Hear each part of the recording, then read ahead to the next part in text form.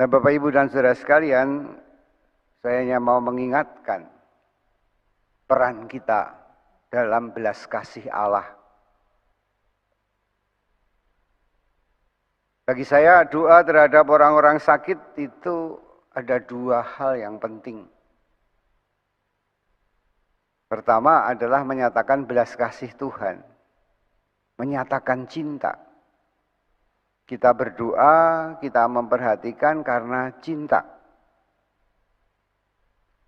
Agak sulit memang untuk mendoakan musuh. Tapi karena Tuhan mengatakan cintailah musuhmu, maka mari kita juga berdoa untuk musuh. Lantas bagaimana kalau kita berdoa untuk musuh kita yang namanya penyakit? Apakah penyakit kita anggap sebagai musuh yang harus dikalahkan? Sekitar sebulan yang lalu saya dapat telepon dari seorang dokter dari LA. Dia sakit perut, dokter gigi.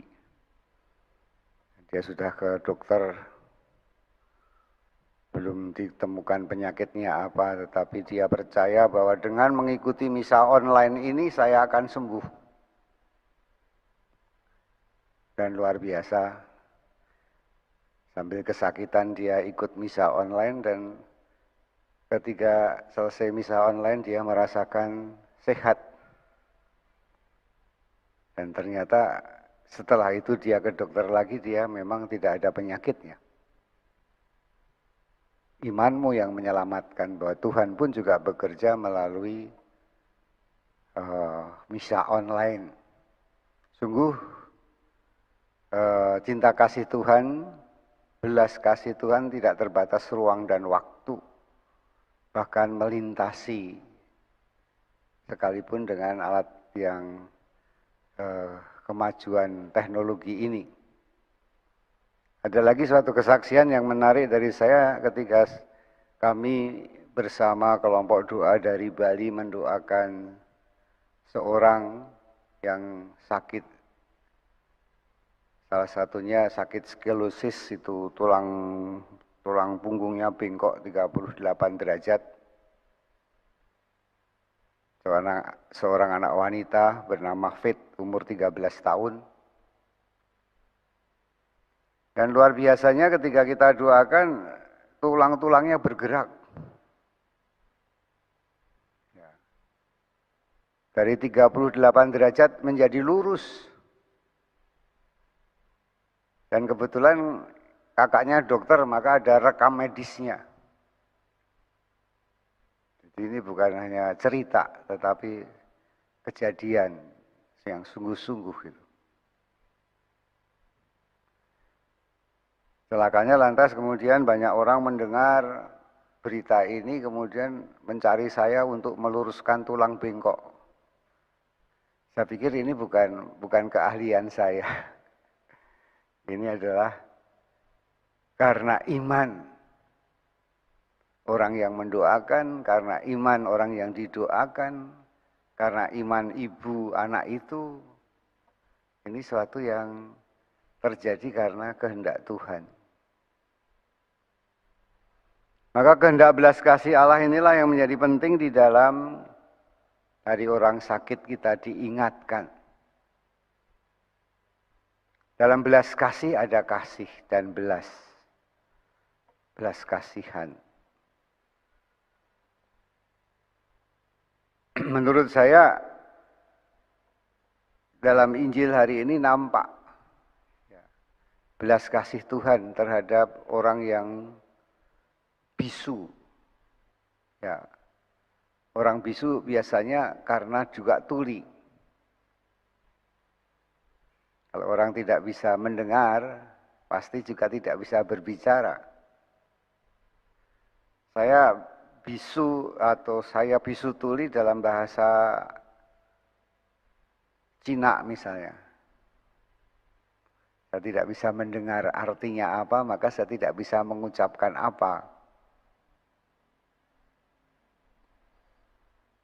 Maka apalagi kalau orang tidak bisa mendengar, maka dia juga tidak bisa berbicara. Banyak sekarang ini saya menghadapi anak-anak yang autis, dan dia biasanya terlambat berbicara, tapi tidak terlambat mendengar. Saya selalu bertanya, bisa dengar enggak? Kalau dipanggil atau ada musik, kalau ada suara, oh bisa. Oh tunggu aja. Suatu saat anaknya akan berbicara. Dia karena terlalu sibuk mendengar, maka dia malas berbicara. Maka kalau ada kejadian seperti itu, jangan cepat-cepat memvonis bahwa anak ini bisu. Yang terjadi adalah anak-anak ini terlambat berbicara.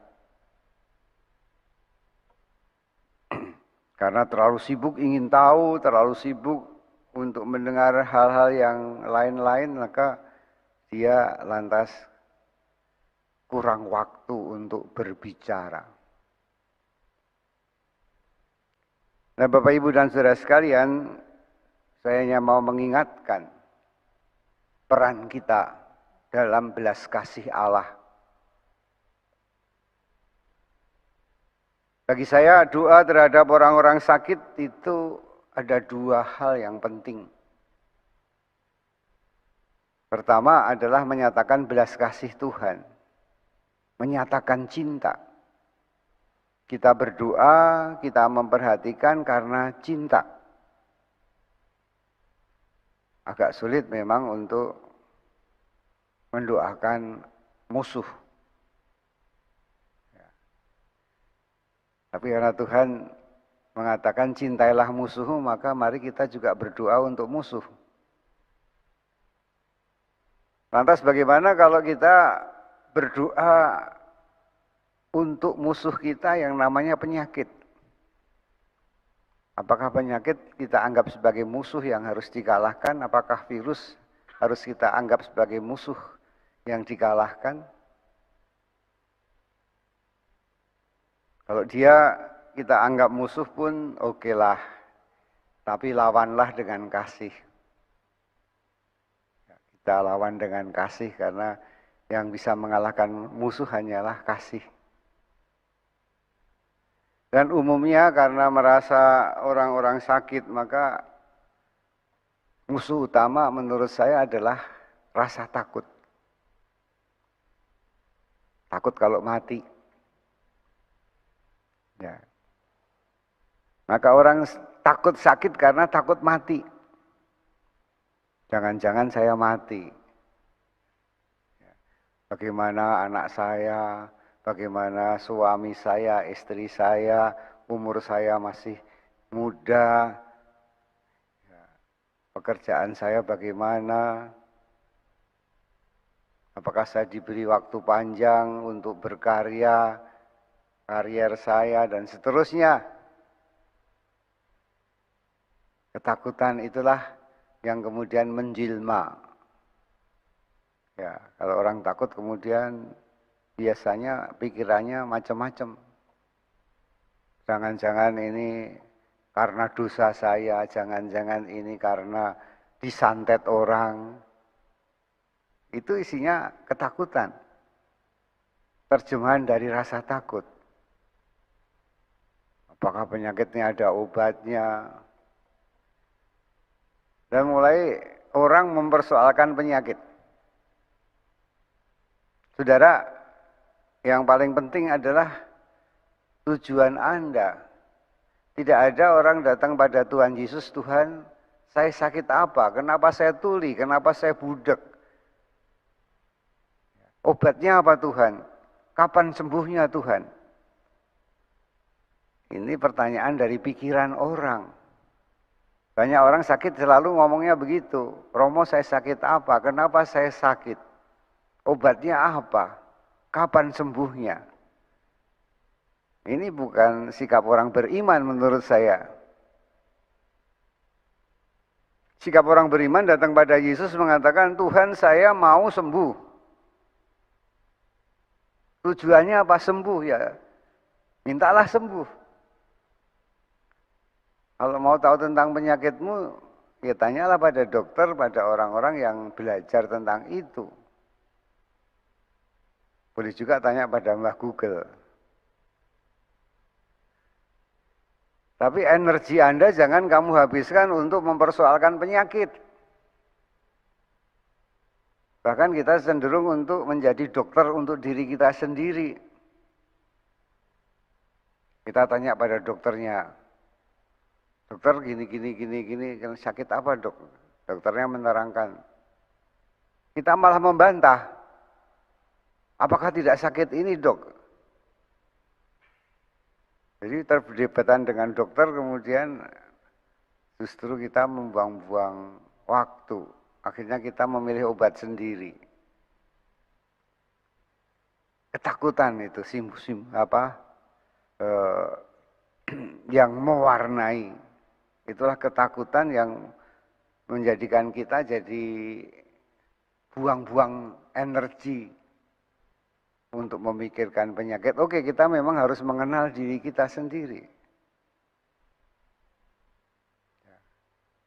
Ini sakit apa, kita rasakan, kenapa, tetapi mengenal diri itu baik. Tapi tujuan Anda untuk sembuh, untuk mohon kesembuhan itu penting. Untuk memohon cinta kasih Tuhan, belas kasih Tuhan.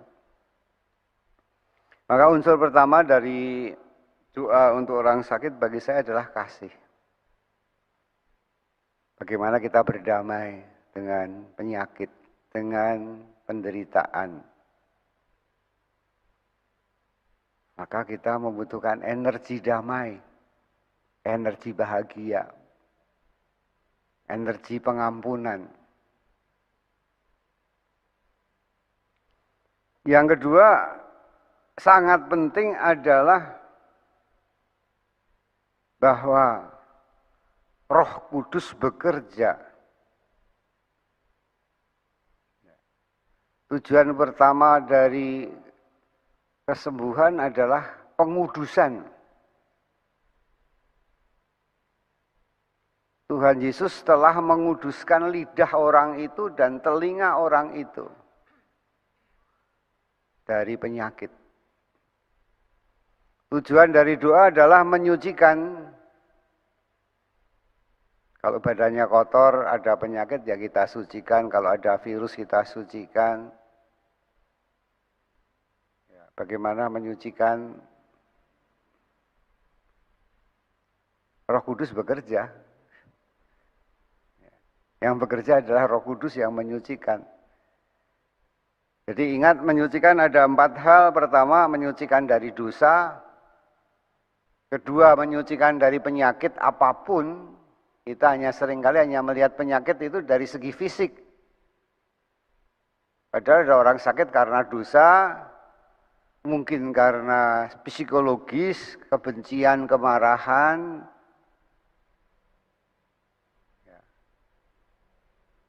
Kita sucikan orang itu dari roh jahat. Kalau ini sakitnya dari setan, ya setannya diusir. Bagaimana mengusir setan? Ya datanglah Roh Kudus pada diri kita. Yang paling sulit bagi saya adalah menyucikan memori, ingatan.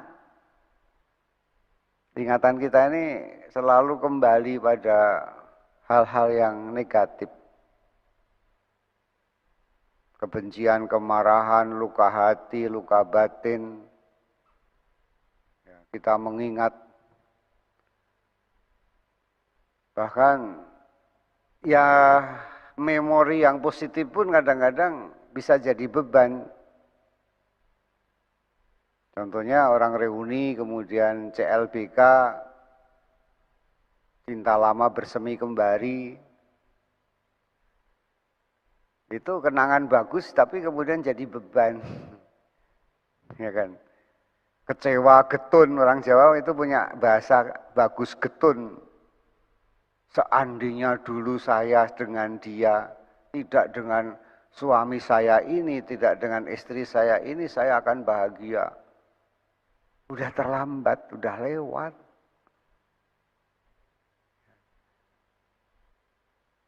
Ini menyucikan memori itu tidak mudah.